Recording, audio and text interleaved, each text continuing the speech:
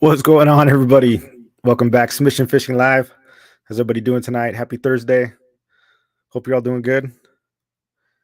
Hopefully, I got a good show prepared for you guys today. We got the news, the usual stuff.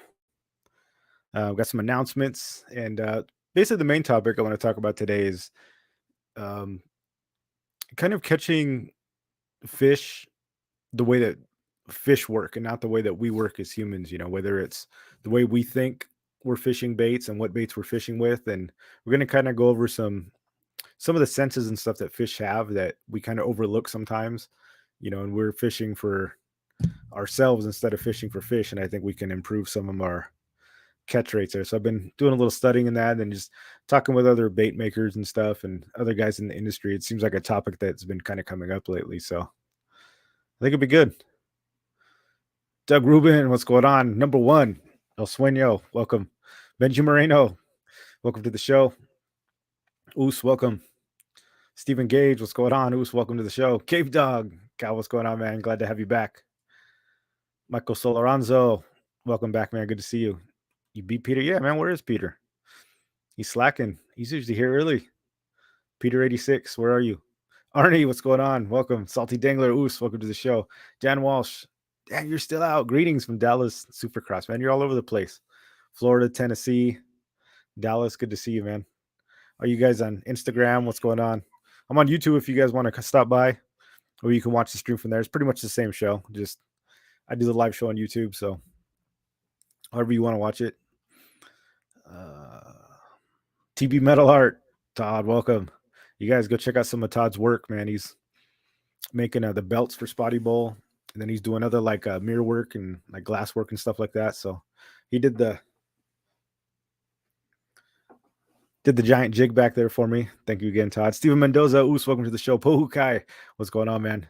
714 OC Fishing, welcome, man. Oos, glad to join us. Graham, what's going on? Welcome. Tyler, what's up, man? Good to see you. Good stuff. All right, guys. So we've got a couple of things in the news, fishing wise. Some sad stuff. Unfortunately, sorry, got my cat wants to join me, I guess, in my lap today. My cat, she's like 19 years old. She's like almost 20 years old. And she wasn't eating. And then I thought she was dying. I was like, oh, this is it. But then I don't know. She got some resurgence and now she's like eating again. And now she's back at it. So she's back in business. But yeah, let's check out some of the fishing news here. Unfortunately, there was somebody went missing in the San Diego fishing area. I don't know if you guys saw the story. I guess there was a 15-foot. So on Sunday afternoon, the USCG San Diego received reports that a 15-foot commercial vessel, the Defiance, it was adrift unmanned, roughly 19 miles off Point Loma. I don't know if you heard that. Apparently, there was only one person there. I don't know the stories. I don't know who it was, like on the boat. Apparently, it was a one man was on the commercial vessel looking for swordfish, and I know they had to call off like the search because there was obviously the weather's just been so freaking bad the past couple days and stuff, or really the past week. So they called it off.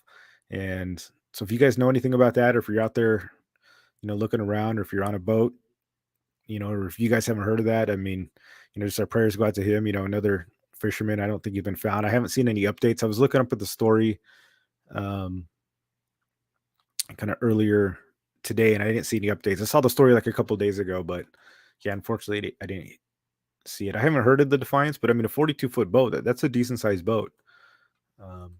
Yeah, I don't know all the details, but our prayers go out to him, and hopefully they get some closure on that thing. I mean, that always sucks, especially when it's one of our own going down, the fishermen. But that weather was no joke, man, this whole thing. But apparently there was just no trace of him on board, so I don't know. Maybe he fell over, anything like that. So I don't want to speculate of, what happened or anything. It's just kind of a tragic. Another thing you do is just be aware, guys, especially when you're out there. Wear your life jackets. I know when I fish by myself, it's like sometimes I look like a nerd because I'm wearing my life jacket and I got my little GPS beacon on and stuff, but it's just, you don't know, man. You don't know when you're going to go. go over or something happens. Of course, I don't know the circumstances with his case, so I don't want to speculate again. But just put that on your guys' radar. So if you guys know the Defiance or who was on it or who they're looking for, um, reach out to somebody or see if we can help in any way. We're definitely there. So just want to report that. Unfortunately, I'll put the story in here too, so you guys have it. It was the one I found. There's a little more details on it and all that stuff, but it was pretty vague. Like I said, I don't think they have many details. Danny Perez, Oos, welcome to the show. Richie Rich, we all need to be careful out there. Yeah, man, it's especially lately. It's been so crazy. I haven't seen weather like this in a long time. Like it's been years. Like the last time in California or San Diego, where it's been just like constantly raining and overcast and windy. Like the freaking wind the last couple of days has just been nuts. And it's been hampering the fishing too. Like this is probably the longest that I haven't been fishing in like a couple weeks. We went to the Bart Hall show, which was really cool. But then it was like me and Kevin were going to go out like the week before or earlier that week, and it was just way too windy. Tuesday it was too bad, and then it was just all week's been crazy. Been wanting to get out there. I saw some of you guys, some of the diehards out there, shore pounding. That's freaking awesome, making it happen. But I haven't been that dedicated. Usually I like to go out on some sort of vessel. Maybe I got to go hit the beach or something. Or not the beach, but like the bays. Maybe just shore pound it. Man, the wind, you guys know, you kayak, you're on a boat. It's pretty much unfishable. You just move so fast. It's freaking ridiculous. So yeah, that's been rough, man. Just with the rain and weather, I'm wondering if that helps the fishery, because it's probably not a lot of pressure. I bet you go out there and crush it. I know I was out in La Jolla a couple weeks ago, and there was hardly anybody out there, and it was pretty good. So opportunity, at the same time. Leonard, what's going on, man? Who's Iron Fish? Welcome back. Cave Dog question: which GPS do you have? I've got the Garmin InReach Mini, and it just clips on your belt, and basically, you can send. I pay like a monthly charge, it's like a few bucks a month, and it'll send. So it works off the satellites, and you can send messages like from your phone, from your app. But the reason I got this one is because you can send messages from the device itself. You can like text on it, and it's got pre-made messages too, and it's got like the SOS and your position and all that. It's waterproof. So yeah, if you ever go overboard, I always have it clipped to my belt. Like when I'm on my boat, I got my life jacket, and then I got my GPS thing on, clipped just on my belt loop. So if I go in, you can trigger it. Or even the reason I like that is because if you lose your phone, there's got an app where you can text from your phone people. And even if you don't have service, it uses the satellite. Sometimes there's a delay because it has to wait for a satellite to go over. Sometimes it's like 5 minutes or something like that, but it's still pretty cool.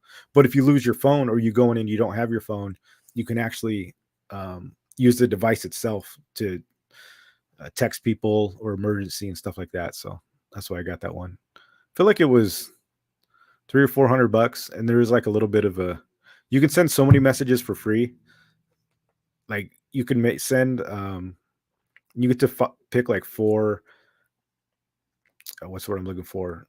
You can make messages that are pre-made, and then send them as many as you want. But like to send like a personalized one, you get like 5 or so many. But you really don't use it. It's only there for emergencies, right? I've used it just a handful of times. Like if I'm running late, if I'm out on my boat and I'm not home, I'll just like text my wife, like still out fishing.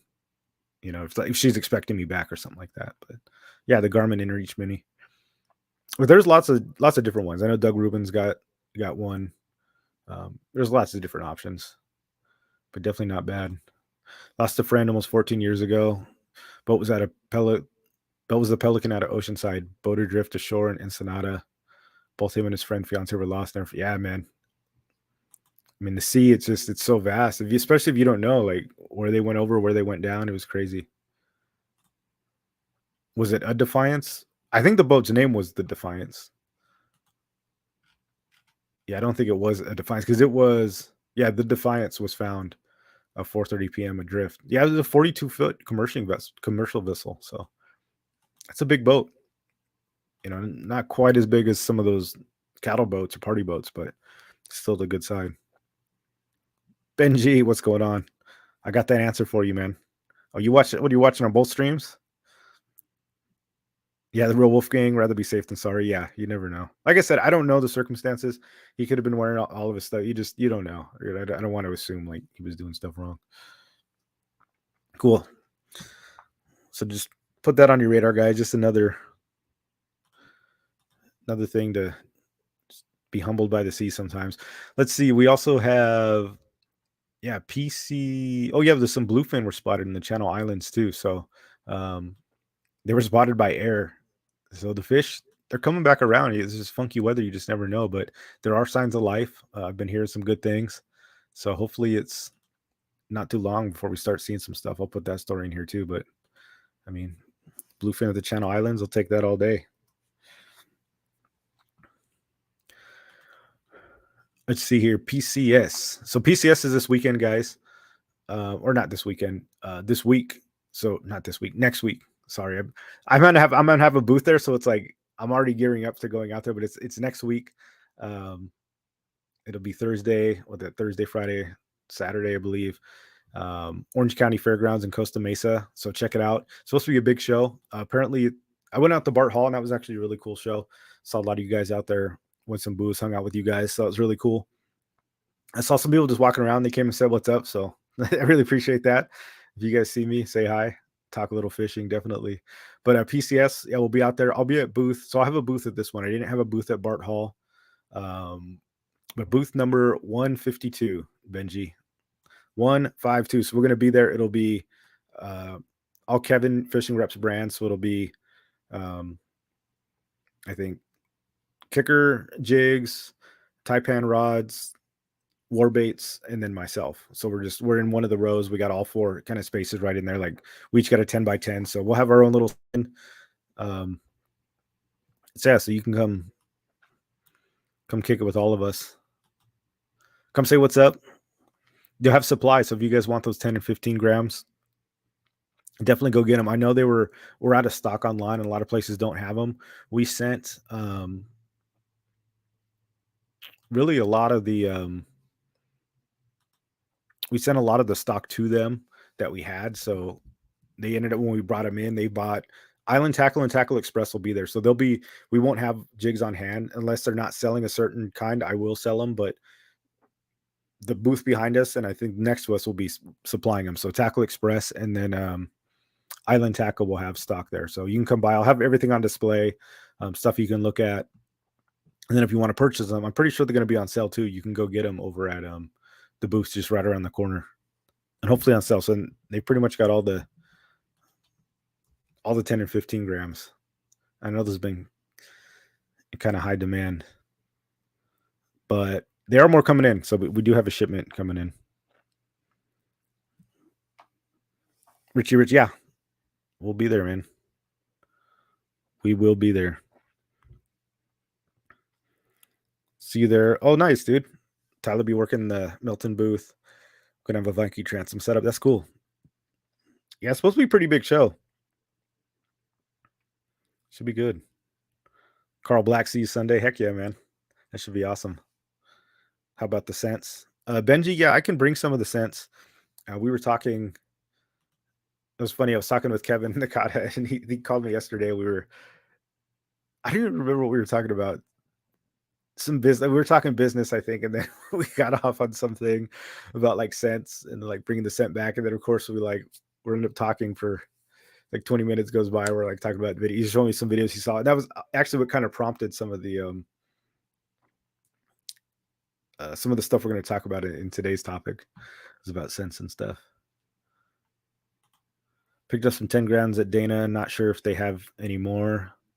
Yeah, they placed another order and I don't have them, so they probably are out, but they're coming. I mean, they're on their way over.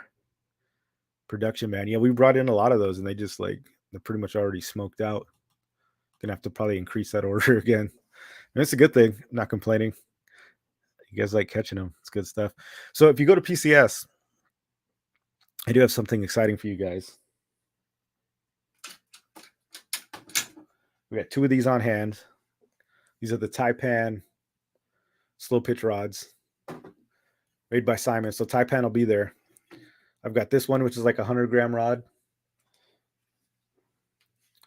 and then I've got one for like the big stuff, like 600-gram jigs, and these are freaking awesome.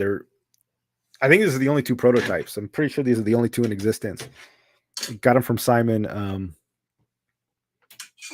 I met up with him over at the Bart Hall show, so I got this one and then the big one. And technology in these things is crazy, guys. They're built from the ground up on the slow death jigs. I haven't even fished them yet because the weather's been so bad, but we're gonna have them at the show. So if you guys want to tug on these things, um, check out the prototypes, and they're pretty freaking nice. So hopefully we'll have more to come with those, in the future. But I'm super excited for you guys to try those out. I at least want to go out and get a fish or two on them before we head in, but I got to find a day to get out there. I think we will. We'll find some time. Before PCS, I don't know. maybe not. Let's see. Yeah, I think that was it. Announcements wise. So yeah, come say what's up. See you guys at PCS. And I think Brian likes to fish. Will be there too. He's going to help me. I think one of the days, Saturday or Sunday. So that'd be cool. And if any of you guys want to help, come out there, just kick it, give me some relief or something for a couple hours. Even would be cool. So if you got the time, let me know if you want to volunteer. Maybe I'll pay you in 20 grams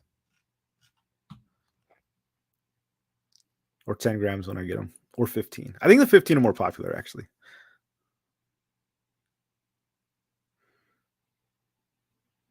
What's going on, guys? Everybody on Instagram. If you want to join, we're on YouTube, or you can just watch there. What's going on? Thank you for joining. Good to see you guys. If you have any questions, let me know. Let's see. So yeah, what we're talking about. So my main topic, I guess we just get into that. If you guys have any questions, we'll go for it. So one of the big things me and Kevin were talking about. So he was talking about like getting the scents, putting the scents back on. Because if you guys don't know, before I was selling jigs, it was like I created this fishing scent where I was like basically brining squid, mackerel, and then shrimp and stuff in this salt. And then I was taking the salt and making it was like a slow dissolve salt, and I still sell it on my website. It was like I call it fish frosting. That was like a little bit before I got into like the jig thing, and then a couple years ago I found out about like the slow pitch jigs and started using them in the bays and stuff. And I kind of got away from like the scents, to be honest with you. I still have them, I still make them, but I quit pushing them because I kind of like stopped fishing plastics and stuff like that. But Kevin's like, dude, you really got to push that stuff. So anyways, we were talking and he was sending me to this, he sent me to this YouTube video where they were talking about like scents and what the senses fish use and stuff like that, and how they find prey and fish. And we were talking and just how a lot of things that we rely on as fishermen. And this also goes back to, I was talking with Jeff from One Cool Tuna, and then just some people at other booths and stuff, how they kind of have the same idea and philosophy about what fish are looking for as opposed to what fishermen are looking for.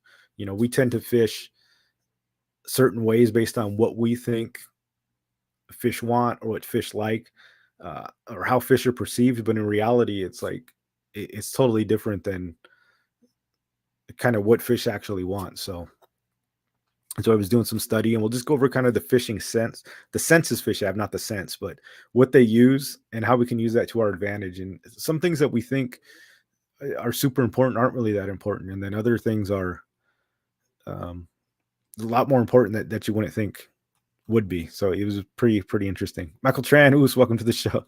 Fish frosting is no joke. Just tastes like squid. Oh yeah. Cal ate some, so let him know. AK DFA little brother here, Mad Love. What's going on, man? Welcome to the show. We love the DFA. We love everybody. Well, maybe not everybody, but most people. Most fishermen. Let's see here. Yeah, so one of the things I want to talk about is like the mindset we want to get into when we're fishing. Like when we're fishermen, we tend to do things and buy things that we think fish want, and in reality it's not exactly what fish want. And when I went to the Last Chance Tackle, I had a little booth there for the thing a couple weeks ago, and it was funny because people were looking at the little jigs I have, and they were like, what do you they had a booth there too, and he was like, "But well, what do you catch with these things?" And I was like, "Oh, dude, I catch everything." And I was showing him pictures of like spotty, sand bass, tuna, calico, barracuda, like everything. I was like, just showing him all these pictures, and he was like tripping out, and he was just laughing because he was like, "What is it?" He said, "What is it even supposed to imitate?" So he didn't understand like because he was looking at them and they were just a piece of metal, right? And he had no idea because he was like, "What are they imitating? What are they supposed to like be replicating and stuff?" He was cool about it, like he wasn't being a dick, but he was like he was laughing about it, like because he just thought it was unbelievable that like all these fish were getting caught on these little pieces of metal that I had displayed out. We run into that as fishermen and we buy things that we think we like the paddle tail, for example. Like paddle tails are awesome. They work 100%. But I think the reason so many people buy paddle tails is because we think they look like fish, right? In our minds, it registers because they have movement. They're wobbly. They kind of look like worms. They're jiggly. It's like when you see something like that, to us, it relates. We're like, oh, yeah, it swims. The tail moves. It's like it's made out of plastic. It looks like jelly kind of when it's going. And it's in our mind, it kind of relates to fish. We're like, we see this and it makes sense. And it's like paddle tails don't work because they look like fish. Like, have you ever seen a fish like swim like that with its tail? Anybody that knows fishing, you understand that their tails are very short. They're short movements. When we're talking bait fish, I mean, paddle tails swing, they kick, they get bit, but not because they look like fish or fish are going to eat this thing because it looks like a replica of a fish. Most of them are clear, or they've got sparkles in it, but things like that. And Senkos, it's like in our mind, they they make sense because it's people can see the swim and we're to us it's like, oh yeah, we're imitating a fish and then the fish is going to get that and it's like totally relatable, but in reality it's like it's not imitating a fish all that much. It's creating the movement and stuff that's getting you a bite that definitely works, but it's a totally different um, method of getting bit as opposed to just this thing looks like a fish because it really doesn't. There's a lot more science behind it. It's like a Castmaster OG of jigs. Yeah, dude.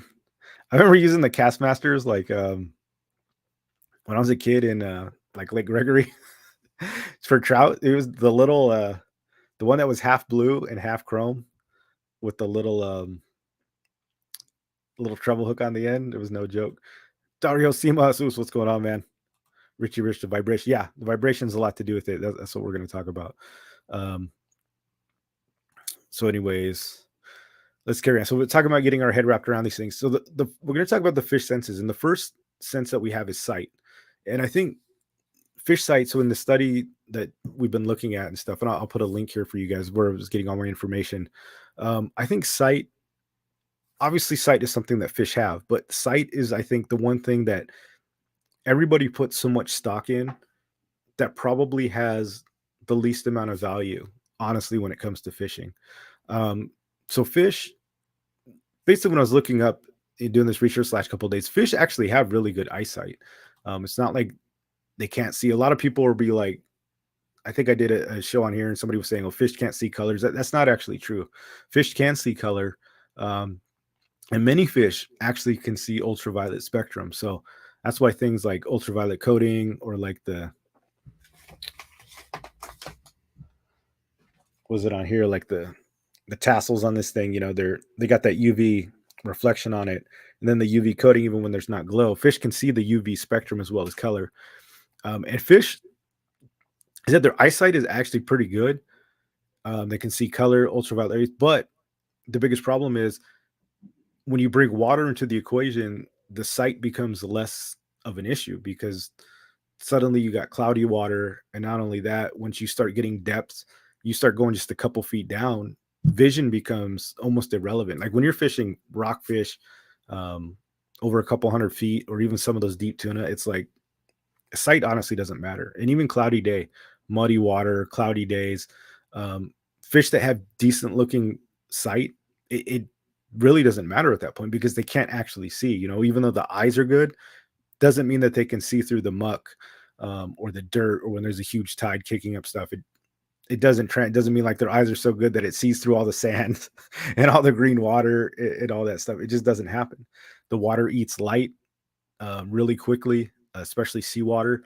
So sight is the first thing that a fish has, and I think that's the number one thing that a lot of fishermen like play on, and we'll go down the list, but I think honestly it's probably one of the least relevant things that we can do. And I think that's one of the biggest mistakes we make is trying to throw things that look good but don't have much of a purpose outside of that, and that's one of the fisherman things where it's like, oh, this thing looks cool, it looks real, it looks like a real fish, but it's like the fish really isn't going to see that thing. They're not looking at it, they're not taking a hard look at it. And if it's a murky day, even bayfish, it's like when it's super cloudy out, the chances that they're getting a good look at this um, isn't isn't really that big of a deal, to be honest with you guys. Yeah. Michael Tran said the lateral lines. Yeah, we're going to talk about that. I did a whole show on that, but that's further down the thing that we're talking about. Carlos Volante, welcome to the show. But I think as fishermen, we put so much stock in sight, right? Like we buy these cool looking baits, and we get so hung up on colors, and even colors. After like a certain depth, a lot of colors start to become irrelevant. Even though fish can see colors, again, once you start getting into water, the colors, they start to matter less and less. Like red basically turns to black after it gets so deep. Now for bait fishing, I'd say it's colors are a little more relevant because we're not fishing that deep, right? But even at 40 feet, you've lost a lot of colors. But around docks, 15 feet, 10 feet, 20 feet, color has some relevance. But fish aren't seeing these things from like more than a couple meters away. And on a real super cloudy day, I'm talking they can only see a bait a couple centimeters away. So sight doesn't actually hold much relevance. In this YouTube video that Kevin sent me, they did this study where it was like they took these bass, right, and then they like so they took them from their home, like where their nests were, something like that, and they covered their eyes with something. I think it was like Fixodent or something like that, and then they plugged their nose, and they did all these different tests. Like the fish that had their eyes covered and couldn't see, I think 98% of them made it back to the nest with no vision whatsoever. They were able to navigate back. They found their way back. And then the fish that had like Vaseline or something like stuffed in their nose, like the oil to prevent their smell, that actually had the um, worst rate of the fish getting back, because it was the smell that actually made a lot more difference than the sight. So the fish that couldn't see made it back to the nest no problem. Fish that couldn't smell, it was like 68%. They had a much harder time trying to find their way back. So basically, even though fish are blind, they could still navigate around. And that goes to my second point, which is actually the smell. So this went back to us talking about scents and stuff like that. Like how do fish smell in the water? Um, let me see if I can share this here. Share my screen.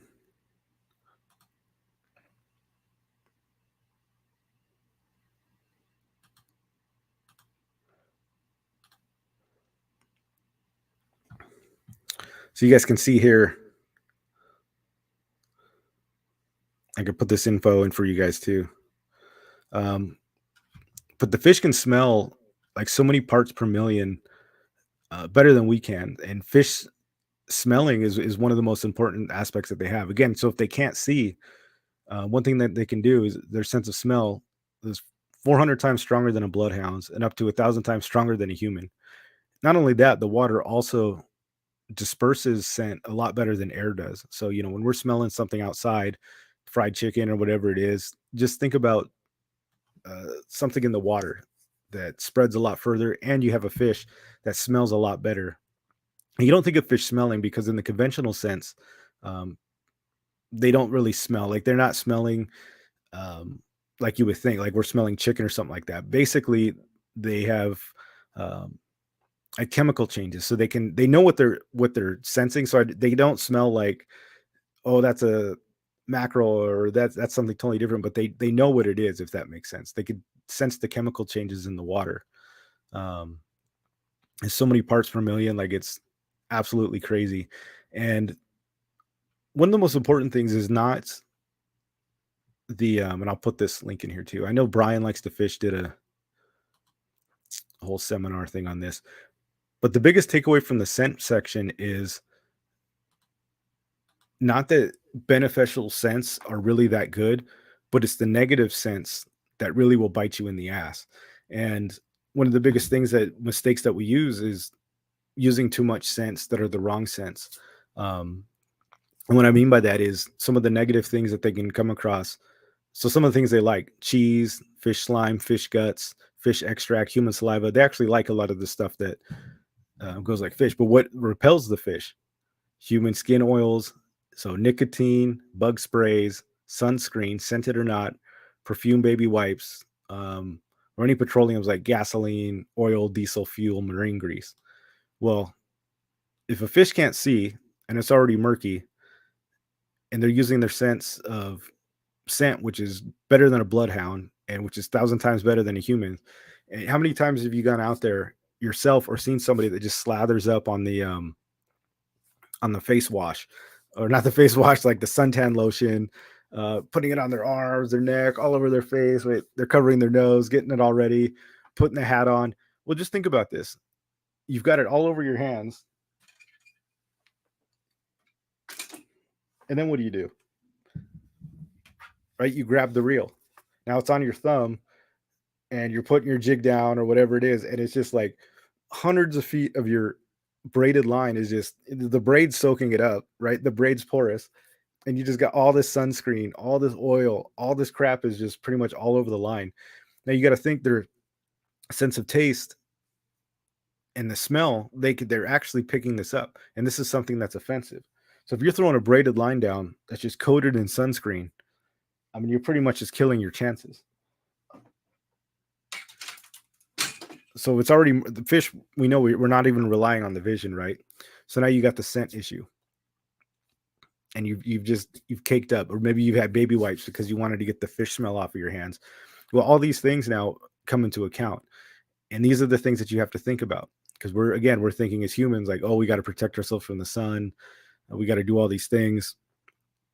But I think this is where you're sabotaging yourself. If you guys have ever gone on a commercial boat, and what do they tell you? They're like, if you have sunscreen on your hands, do not put it in the bait tank, do not put it in the bait well. And they get pissed off about it, for one, because it can kill the fish with the chemicals, but they know that if you get all those chemicals in the water, people got the sunscreen hands, now they're dipping them in the water, getting it all over the bait. I mean, it's basically just helping sabotage yourself. So I mean, I think that's the biggest thing, is not so much adding a scent, but it's making sure that you're putting the proper scents down, that you're not ruining your chances, that you didn't store your jigs in the garage where you had an open gas can for 2 weeks and they basically just absorbed all that smell, and you're like, man, yeah, I wonder why I'm not getting bit. Or you've got sunscreen all over your hands. um yeah, it's just not a good just not a good recipe. So the scent is so important, guys. And one of the big things too is, I think scents, a lot of times they mask the smell of something. Have you ever gotten like cheap, like here's some like cheap ass baits? I don't even know where I got these. Like the English on the back isn't even like spelled correctly. It's all different. Like they kind of look cool and they're like big. They got like a ton of like what is that? Like the glitter and stuff in it. But these things smell like, you open this thing up and it's like, it smells like an auto shop. Like the plastic is so cheap. The oil in this thing, and it's, you guys have all done that, right? Like you get the Walmart baits and when they smell like horrible when you open the package, like, dude, do not use. And again, it's like, oh, these baits are awesome. They're big. And these ones too, they've got like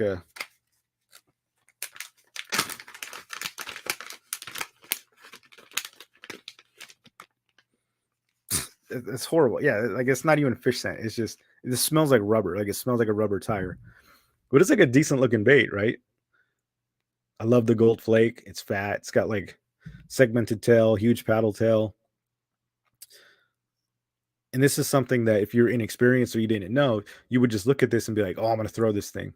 This thing's badass. It's big. I'm looking for a big bait." But take the time and like smell this thing. I would never throw this in a million years because it literally smells like a burning tire. And when you open the package, you can smell it. Like it's cheap. It's just it's a garbage bait. Like I said, I don't even know where I got this thing. I don't know. I've never even heard of that brand. Like it was in my pile of things, but there's a reason I haven't used it. Because I remember when I opened it, it was like, it just smelled like gasoline.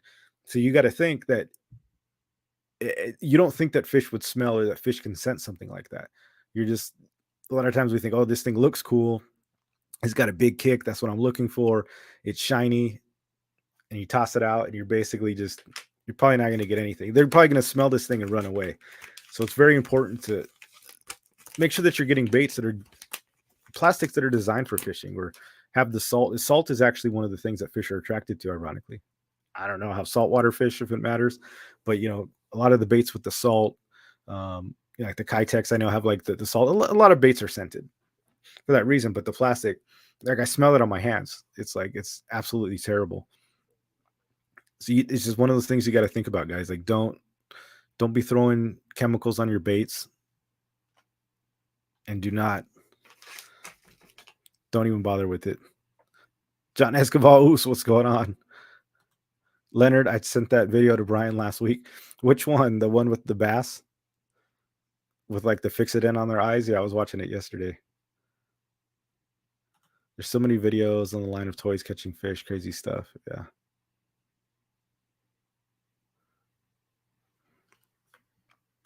I hate it when the tourists put their sunscreen in the bait tank. Yeah, dude, well, for one, if you don't use bait, you don't have to worry about that.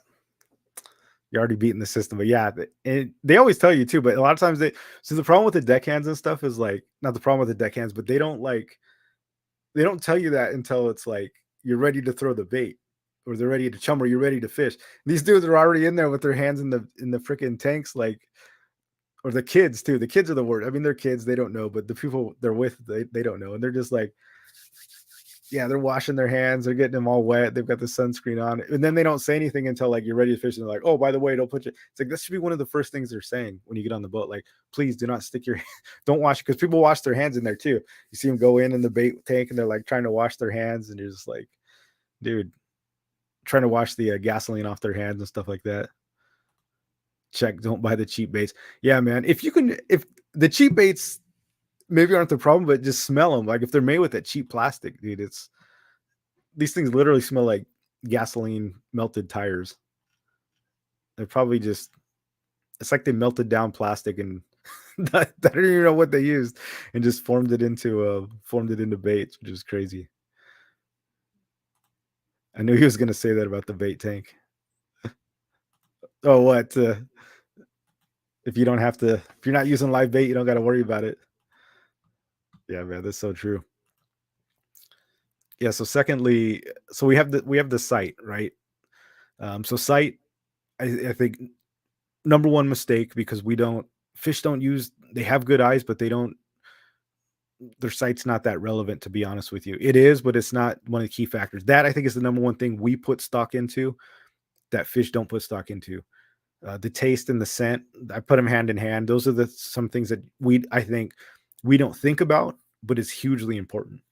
And more importantly, not using scents, but putting the wrong stuff in the water that we're not aware of, that shouldn't be there, is what was turning fish away. And then thirdly, we had the hearing. So the hearing factor is, fish can hear, and again, it's underwater. They don't have like eardrums, but they can hear for like through the bones in their head. And some of them have like the bones that connect into their swim bladder, actually, so they can hear. It's almost more of like like an echolocation, like they pick up the sound and the vibration. It's not like so much like a human ear, but fish definitely do hear, and that's another one that's important. But that one you hear all the time, like, people don't spook the fish. You're gonna spook the fish. You throw a rock in, and they definitely can get scared. And that's something that isn't as important when you're out deep sea fishing, but like lake fishing, freshwater fishing, bay fishing, that really comes into account. Bay fishing, I don't think it's as important, because I think the fish are just used to it, to be honest with you. There's boats everywhere. The marinas are always busy. People live in their boats. I mean, the spotties are all by the pilings, the halibut. I mean, there's just tankers going everywhere. I think they've kind of gotten used to it. But like freshwater fishing, that comes into huge play, where you want to creep. It's called like stealth fishing, where you don't want to use a motor, where you want to just kind of glide in. But hearing is a big thing too. That's why there's chatter baits. There's rattles and baits. I don't know how important it is. I don't know if sound so much is going to attract fish, but like I said, there are chatter baits and things like that is stuff that does have rattles in it. Whether that attracts or not, I'm not really sure. I haven't looked that much into it. Some fish make noise inadvertently, when they're just swimming or they don't want to be heard, but they're still making noise. The crawfish, all those little things are still making noise that fish will sit and pick up. I don't know where that ranks on the thing, but it is definitely something to keep in mind. Um, Even if you're on a kayak and you're in a more quiet area, uh, be cautious of like dropping your paddle on the deck, dropping your phone, or like kicking really hard. One thing that I used for great success in the spotty bowl a couple years ago was like I would go to an area and I would just lay off the paddles and just kind of coast like that last 20 feet into the dock that I wanted to go to. If I knew it was like kind of a quiet area, and then just drop the line from there without just like pounding into it with the paddles, running into the dock, just kind of a real quiet approach. Um, just not alert them that somebody was up there. Like I said, in the bays and freshwater, it's not that big of a deal. They don't seem to care so much. Yeah, vibrations and water movement or displacement. Yeah. Yeah, that's the noise. Yeah, vibrations is the big one. We're going to get to that. I thought the rattle traps is more of a vibrance thing. Yeah. Yeah, I think so too. Like I said, the hearing isn't like I think they're sensing like that kind of the feeling more than they are hearing, but they can hear. It is a thing. DJ B Oos late to the show. We'll catch from the front end of the restream. No problem, dude. Glad you could join us. What's going on, guys? Instagram. See if we have any questions on here. Got my package today. Looking forward to fish with it. Heck yeah, dude. Thanks for the order. Looking forward to seeing the fish. Should be good stuff. Yeah, and then last, but certainly not least, you guys, listen, you guys are you're already professional fishermen in this group, but it's the lateral lines. And I've talked about this a lot, and it's near and dear to my heart. And the lateral lines is basically, I think, the main key to fishing. I honestly, I don't think there's any, when you look at the evidence and when you look at all things that we've considered today and we look at, I don't think there's anything else that really compares to that. So you guys that don't know, lateral lines it's a line that runs, all fish have them. It's a line that runs laterally from the back or the side of the fish, and they're little perforations. They almost look like they're actually like little holes that the fish have all the way through its body. And the lateral line itself, they're like these little hollow, it's almost like they've been stabbed with like a needle or something, or little tiny holes all the way through the line. You can see them on some fish, they're more pronounced than others. Where they have spikes, they're kind of hard to see, but you can see them like on the East Coast. The drum, or they're like really pronounced, but all fish have it. Now, the lateral lines are these little sensors that run all the way through the fish's body. And this is like the sixth sense that fish have. Um, and they use that lateral line to basically feel all changes of water pressure. And it's sort of what they use. Someone pointed out that in some article I was reading that this is what the fish use, like in fish tanks. You know how they're not always bumping into things, they're not bumping into stuff. Like they can be near a post or a piling, and they can judge the distance to a piling based on the lateral line without bumping into it. They don't need to keep looking back. They're not checking for it. They know where it is because they have this sense of the surrounding based on the pressure and the distance. So when they're closing up on a piling, they can actually feel that pressure in their body and the change in the water line. And that's basically key to everything, because they can find baits that fall down and all that stuff. And that's where I think is the number one key. And that's why baits, like the ones that I make and sell, are like the jigs and slow death jigs get caught. Because the guy was talking about, he was like, how did these even get caught? And he was laughing, like I was saying, he's like, what does this even imitate? Now, realistically, these are designed to imitate dying bait fish. That's the whole purpose of slow pitch jigging. But the whole key to it is the lateral line system and what they're feeling. So when you throw a bait, and this goes for any bait, paddle tails, crank baits, whatever it is, but like the slow pitch jigs, for example, when you toss one in the water, they're not, especially in a cloudy day, they're not like seeing it, watching it come down. What they're doing is they're feeling it. They've felt something come down. So the idea is that they're feeling this come down, and it is replicating a dying or a wounded bait fish. As this flutters down, the lateral lines and the vibration they're feeling in the system, those are the things, and that's why we call a reaction bite. These are the things that are sending the messages in their body into the neurons that, oh, something's falling down and it's hurt and it's probably food. And by the time they see it, they're not that concerned. Like I said, the eyesight is so short. Now, I think luminance matters, contrast matters because that's what they're seeing. And in shallow water, color matters a little bit, but this thing only really has to look super realistic or practical within its strike zone. Like it's already pretty much committed that it's going to go get the bite. And you've got the UV flash, and this goes for almost all baits. Paddle tail. If you guys have ever seen somebody like with a camera, like trailing the paddle tail, that thing doesn't, like when you see the fish bite it, you don't see the fish till like the last second, unless it's like really clear water. A lot of times it's like, or if a halibut's following it and they're looking at it, but it's like you don't see that thing until it's maybe a meter close. The visibility is not big. So it's not like you need this big window where they're looking at it.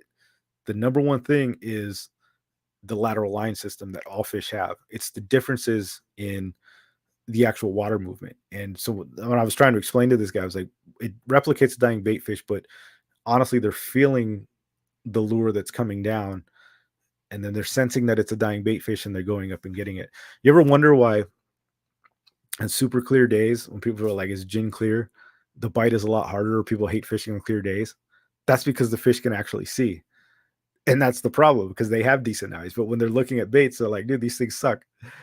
No matter what bait it is, it's hard to fish because they know it's fake, and they probably are feeling it, but they're getting a longer time to look at it. And that's what makes the bite harder, because now they can see better. And that's not actually a good thing, because none of these lures are going to trick a fish. If a fish is eating squid, um, or crawfish, or whatever it is, like they're going to tell the difference. But when they're getting a long enough look at it, they have time to abort the mission and basically find something else, because they're feeling it, but now they're seeing it for a lot longer, and that's to our detriment. So that's where it's like cloudy water, and a little bit murkier water is oftentimes a lot better, just because they're feeling it all the way to the last minute, and then when they see it, then they bite. They have the reaction bite.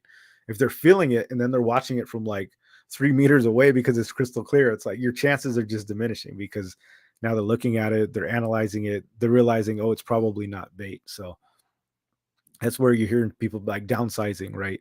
Going to like super thin line, and when it's super clear or super slow, because that's when you got to start mixing up the your game plan a little bit, because when they're looking at it, it's like you don't want fish to look at it. I don't care what bait it is, man. You guys ever seen the videos where like a lot of fish are like they're following something like the swordfish, and they're just like looking at it for like 3 minutes, and then eventually they just swim away. The ones that eat it are the ones that just come full ass like out of nowhere and just destroy that thing. Whenever they come up and take a look at it, they're like, nah, I'm out of here, piecing out. Johnny P, what's going on? Fluoro stealthier than mono in the water. I know you hate fluoro. I don't hate fluoro. I think fluoro has its place. For slow pitch jigging, which is primarily what I do, I just don't think fluoro is necessary, because it's like it's more of a reaction bite. But yeah, fluoro is heavier. It usually has a little thinner diameter. There is definitely a place for it, so it sinks faster. But yeah, that's one of the things too when we're talking about lateral lines, and goes into the whole thing. When we're talking about why braid is so important, and thin braid and thin leaders, if you don't go too heavy, is because the lateral line, the fish can feel all that line coming down. So if you're on top of something and you've got 15 feet of line out and you're using like 50-pound line, believe it or not, like the fish can feel all the weight from that line behind the lure coming down. So it's getting the disturbance from the lure. But if you have too heavy of a line that's just laying down, it can feel that whole line like slicing through the water. Like it's no joke. Like that's how sensitive it is. And that can be, spooking fish away too, if you're going too heavy on line and stuff like that. All these things got to come into account. So when the water's more clear, that's when you want to lighten up, and definitely go thinner, because when a fish is used. So anyways, let's recap. As fishermen, we need to stop looking for things that look cool and throwing for fish, and we need to start understanding what fish are using. So the whole point of this is fish are using the lateral line system. They're using their feel, and then they're probably using their sense of taste and smell and then hearing long before they're using sight. So the moral of the story is just try to get away from using something that you think fish you're going to see and like, and start using something based on the conditions that are going to elicit a bite through vibrations and the lateral line system. Use what they have to your advantage, as opposed to just relying on what it is. If it's a clear day, well, that's like a different story. Super clear, gin clear water. You're going to have to maybe go for something a little more, um, less hardware, a little thinner line, maybe a little different presentation to get bit. It's funny. I was talking to Jeff from One Cool Tuna, and we had a good conversation. And because he makes jigs too, obviously I make jigs, and he was saying how, and he had a good point. We talked about this at the Bart Hall show for like a good 30 minutes, and like his favorite color is black. He has a good point. Because he makes surface irons. When you're fishing a surface iron and a fish is looking up and it's like sunny out, like the fish is seeing a black. All it's seeing is a silhouette. Really, most predators come from the bottom up. And they attack well, especially a surface iron. They almost always come up from behind it or from the bottom. If a fish is looking at this thing, all it's seeing is the motion that it's presenting. It's not necessarily seeing so much of a color. We did agree on contrast, like having stripes on it or glow, like something that's breaking up the contrast matter so much, but it's not like it's like, oh, there's a pink jig. Chances are it's looking up into the sun, or it's at night, but then it's like, okay, what the hell? What does it matter then? It's not that big of a deal. Let's see here. I just got out of a severe gout attack on my joints. Hope to get on the PA out in the bays this year. Yeah, dude. I hope so. Hopefully you feel better. What they say is that's like an acid buildup, right? I haven't had it, but I've heard that's rough, dude. Hopefully you get out on there and do some fishing. Right on with the lateral lines explanation. 300 feet deep on a knife jig at night. How much does that bluefin really see? Yeah, it doesn't see anything. Now, tuna, bluefin do have like some of the best eyesight too. But 300 feet at night, they don't have night vision. They don't have like laser vision. They don't see anything. And how are we getting bit? Like take a rockfish, for example.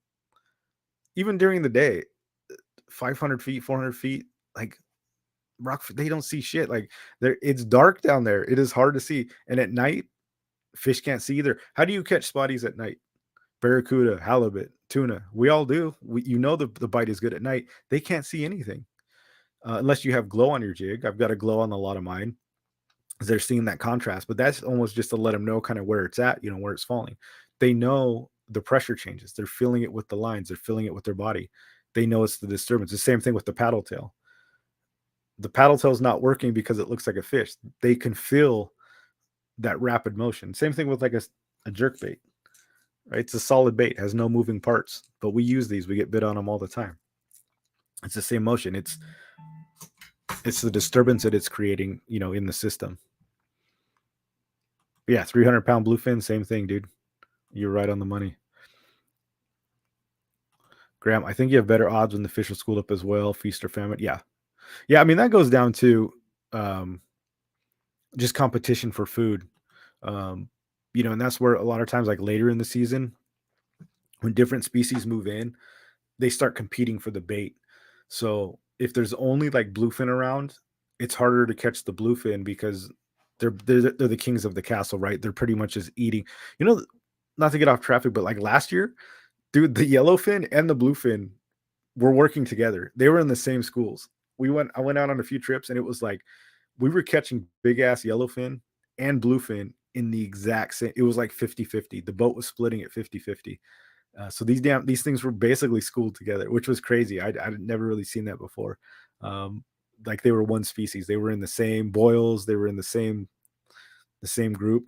But anyways, when it's just bluefin, they're harder to catch because they've usually been eating. There's plenty of bait. They're schooled up, and that's why they're just finicky as hell. They've been eating all day. When the bite gets better is when things like the skipjack come in, when the yellowfin come in, when the bonito come in, because they start eating the bait. Then it becomes competition. So this is a whole other thing we can get into, but it's like now the bait is thin and they're hungry and they're stupid and they just want to eat. When you've got Dorado, yellowtail, skipjack, that's when it's a feeding frenzy. And those are the days when you just cast a line and you catch them because they're so competitive and they're all in kind of that same ecosystem and they're all eating. That's your best chance to catch fish. When it's just like one species, we ran into this with the Dorado last year too. Um, when you went off like just out here in like Oceanside, they were all up in Orange County and all that. And there was days when the Dorado, because it was only Dorado, the yellowfin didn't come up. Yellowfin just don't come up this far. The bluefin will, but they're typically deeper, unless it's like earlier in the season they've come up some of those schoolers. But it was only Dorado, hundreds of thousands of Dorado. Well, they're the only ones eating. There, there was no other competition there. That's why you were getting days where I went out with Graham. We straight up Dorado were just like jumping like next to my boat. We could not get him to bite. There was Dorado everywhere. They were swimming under the like bulls too, absolute monsters, and they just weren't eating. We were talking to other boats that are like, dude, we haven't been able to hook anything just because there was no competition. They feast, they eat when they want to, and they don't have to. But had bonito come in or like some other competitive fish, when you get that mix of fish, dude, that's where it's at because they need to eat. They're hungry. They're pissed off, and when they start chumming, and then you just whatever you throw out there, it's definitely up your odds for sure. But it's when it's only one species, it's tough. You like it's beneficial for fishermen to have multiple predators in one kind of go. So yeah, Graham, I think you're definitely right there. People have been catching fish before plastic line. Yeah, dude, have you seen like some of that nylon line? Like you look at what the old timers used. It's freaking crazy. Like they were catching fish on like threaded line. Like it was yarn almost. It was like a thin yarn or like a twine. And they did it. They were still catching. Color catches so many lures and only use 3 go-to baits. Yeah. The colors are like that's what we were talking about. The color is people like colors and they're kind of superstitious or very dogmatic about colors. That's why you got to have the multiple colors. I agree. I don't think colors are that important. I think contrast is important. Having a glow and a black or a blue and a glow, because they do see the glow at the bottom.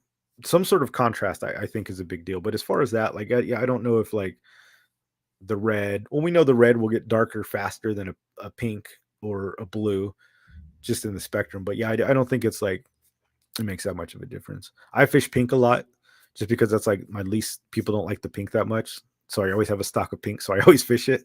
Then I go out there and kill it on the pink jigs, just because it's like all right, it's what I have inventory of, so that's what I'm gonna go fish. But yeah, yeah, I wouldn't put too much stock in that. But shallower water, clearer water, I think you can make a case for it for sure.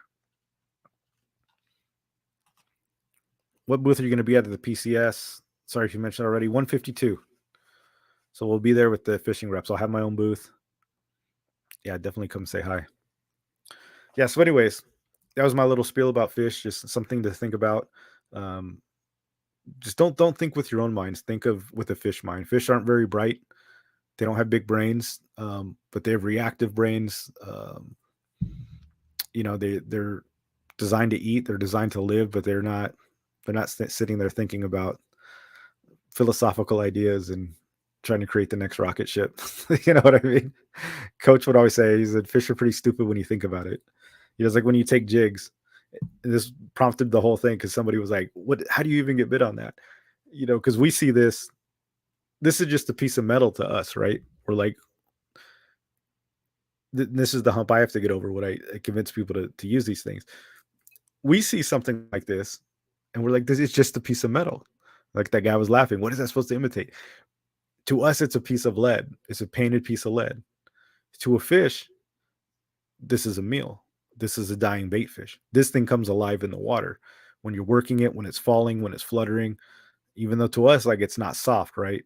To our brains, it's like, how is this solid piece of metal going to work? But to a fish, it's a totally different thing. It reacts differently in the water. It makes the motion, the vibrations that you want. And it's a mentally you have to get over that point, is that you're thinking about it as a human, and you need to be thinking about fishing from a fish's perspective. And I think you'll catch a lot more fish. And I think if you just took that step real quick every day and be like, what does this fish want? Not what do I want? I think you'd be a lot more successful. So hopefully you guys learned something. If not, I'm sorry. I'm sorry I wasted your time. Yeah, so we'll be at PCS. If you guys want to buy, we got the 10 and 15 gram jigs in stock. Like I said, we got sellers there. You guys want to pull on the Taipan rods, the prototypes, like I said, I think is the only two in existence right now. They're badass. We want to come check them out. So I'll have like rods on display. You guys can pull on if you guys want to talk jigs, advice. Like I said, we'll have kicker there with surface irons, Taipan. So Simon will be there, the guy that makes the rods, and he'll have all his other rods too. Warbaits, I think, is selling his rod there, the release one. Taipan pretty much making all these things. If you guys don't know the Taipan rods, man, Simon makes these things in Arizona. He rolls them. He has, it's not like he buys blanks and builds them. This dude makes the blanks. He rolls the material, just all that crazy stuff, like made from the bottom up. Like it's pretty much legit, man. It's a legit process. He's got the machines, lays the sheeting. Pretty crazy.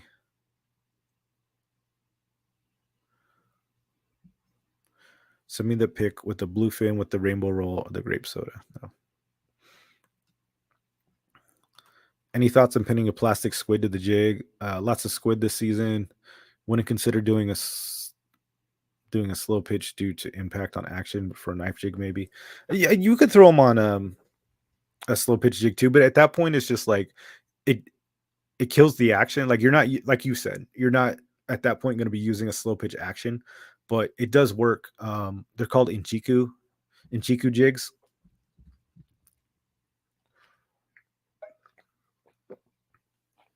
Is the terminology, like Major Craft calls it, the Tainomi jig. Inchiku is the official word for it.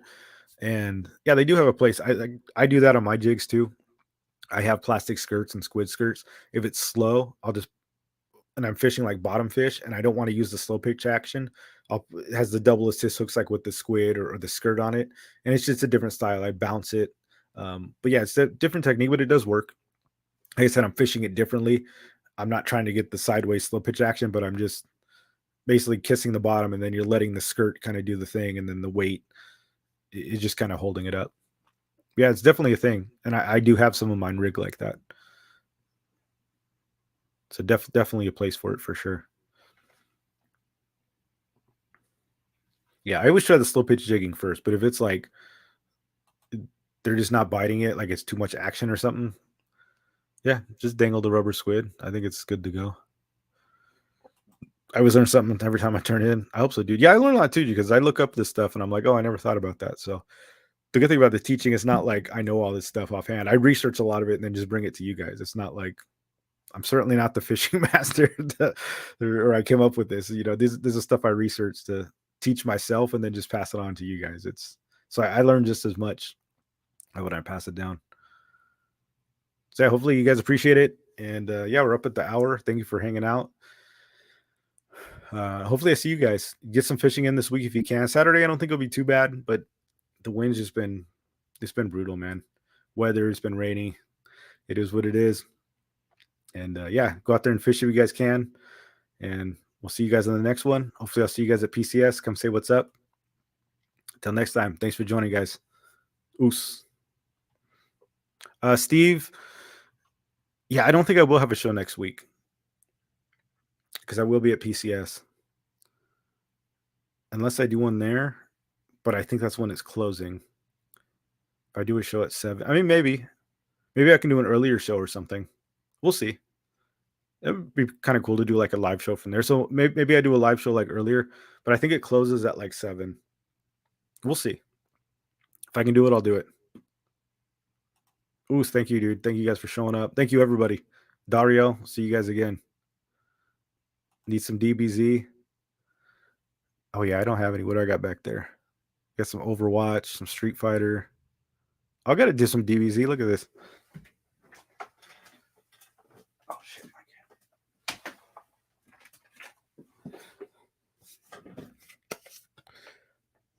Got a Goku card.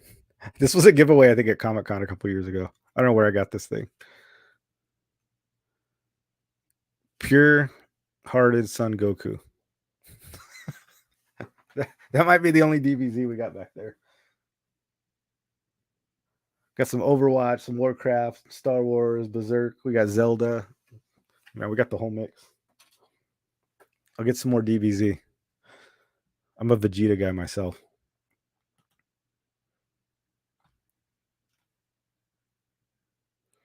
Do one there. Yeah, I might. That's maybe not a good or a bad idea. Again, we'll have to check. Internet's an issue too, though, right? Like that's gonna be a whole nother thing too. Like they don't have Wi-Fi, they don't have plug-in, so that's gonna be an issue. If I can do it on my phone, maybe we'll do a little test. Yeah, do one at 5. I'll try. If it'll work, I'll do it for sure.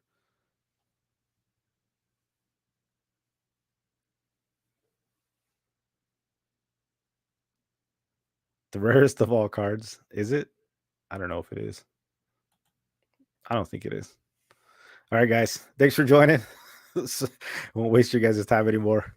Got off the fishing talk, but yeah, I'll see you guys in the next one. And see you guys at PCS.